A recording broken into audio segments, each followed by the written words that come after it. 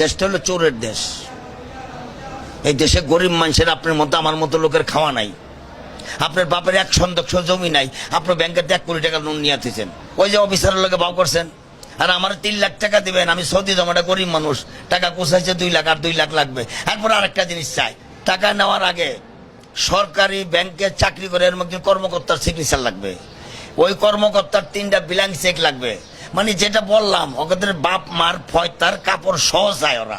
এটা তো দেশের কালচার না ভাই। 3 লাখ টাকা আপনি এত কিছু চাচ্ছেন, অযথা আপনি একজন মিডিয়ার লোক, আপনি হ্যালো লোক আছে, একজনের প্রধানমন্ত্রীর লোক, আপনি চাইলে ভুয়া কাগজ ডাবল করে হাজার হাজার কোটি টাকা নিয়ে যাচ্ছেন।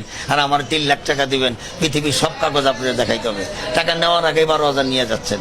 আপনি সরজমিনে যেতে চান, আমার লোকে চলেন, আমি নিয়ে যাই আপনার প্রবাসী কল্যাণ ব্যাংকে।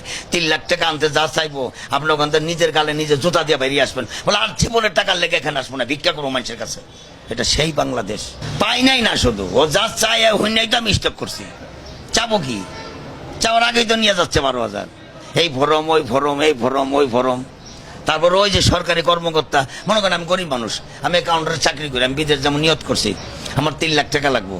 আমার তো সরকারি কোনো লোক নেই ভাই, আমার তো সরকারি কোনো অফিসার নাই, তাহলে আমি তো টাকাটা পাচ্ছি না।